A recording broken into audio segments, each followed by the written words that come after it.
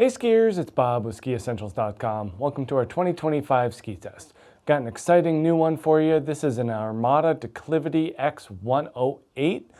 This is pretty much an entirely new ski over the old Declivity 108, which we really loved. It was really kind of that big, smooth, powerful ski that could just cruise at high speeds over anything and everything. Great floater, more playful than it might have seemed. And they're really kind of taking that free ride character and taking it to the next level. This one has a slightly different construction in a pretty different shape. So it does make a difference when it comes to kind of the application and who's going to be using this ski. I would say that this leans more towards playful free ride and a little less towards that business-like charging that the older Declivity 108 was really well known for. Not a ton taken off the top, that's for sure. This thing is still a very rigorous ski capable of very high performance skiing. We are built with a poplar wood core in this one, and the main difference in terms of construction is the use of their new articulated Titanal banding system. So ATBX is what it's called now, and basically they're shortening the metal towards the in from the ends towards the middle of the ski. So a single Titanal plate through the middle, and they are still articulating it. So slits carved out from the middle of that metal and replaced with an elastomer. So they're still adjusting the torsional stiffness and the edge grip based on the engineering of that metal laminate. So it does feel a little bit more floaty in the tips and in the tails. Still very tough underfoot and excellent grip for a 108. I know we're not really looking at 108s as being strong, powerful on-trail carvers, but it's hard to dismiss this ski's ability to get up on edge and make a nice turn. New shape overall, still 108 underfoot, but slightly different shape and profile.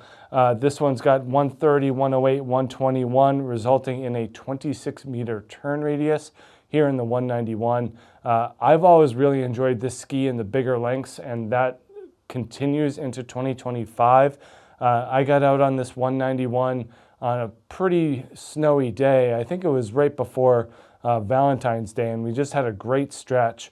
One of the reasons that this ski was good on that day is because as we live in ski in Vermont here, it tends to be firm underneath, and so when it snows, you end up with this beautiful snow on top and then really firm subsurface. So if you have something that's not really up to the task of performing on firmer snow, you might get a little bit chatty and washed away when you get down to the bottom. But something like this with metal underfoot and a sturdy poplar wood core really just kind of hits the bottom and doesn't flinch.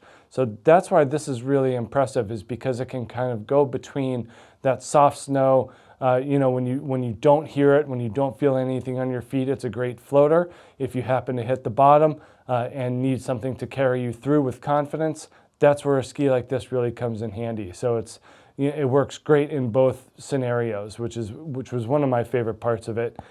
It was a lot more mobile and agile than I remember the old ski being in deeper and softer snow, and just was very inspiring of confidence and just delivered performance where you needed it. Incredibly smooth and very quiet, minimal deflection. So that was really, really impressive about this ski for sure. Still not a lightweight. We kind of mentioned it as the old one where there's some heft to be had here. 2,272 grams on the scale. Certainly not a lightweight in the 108 category. But that's kind of what most of these skis in this range do if you're thinking about a Mantra 108 or something like that, where it's kind of a big mountain charger for variable snow conditions. I think that's where this ski fits in as well. Not a ton of camber underfoot here. That just kind of helps give it a more smeary personality. And then one of the bigger differences we see this year is in the taper shape and the rocker profile. So that taper is brought well down into the ski. Anytime you're dealing with a 26-meter turn radius, you're not dealing with a whole lot of shape along the side cut. but long taper in the tip. So that really helps the ski stay on top and smooth. Long rocker to go along with it as well. Not a ton of splay, so just again, very smooth, very predictable when you put this thing up on edge. It's got a long effective edge, so it just feels like it's connected to the snow quite a bit better. And then the tail rocker, it's a little bit bendier than it used to be. I feel like the old 108 was a little bit more just kinked out and bent, whereas this one is more of a gradual curve. Again, not a ton of splay. Their aim is to keep the ski engaged in the snow. So when you have a longer effective edge, that's what happens there. And then similar to the tip, there's kind of a lot of taper here. Just allows you to steer the ski a little bit better. Just because you're not being hooked into the turn until the very end, you're able to kind of feel the back of the ski release and play in the snow. So for a heavy ski that has a long turn radius, this thing is incredibly agile and mobile. I think it definitely falls in that advanced and expert realm. At least that's the aim. If you're a skier that's heavier, more aggressive, and you're looking to get something in that 108, 110 range, and you don't mind lugging a little bit of extra weight around, this is fine for a progressing skier. But I think that an expert who's pretty aggressive is gonna find the most success here. But love this new 108 from Armada, the new Declivity X 108.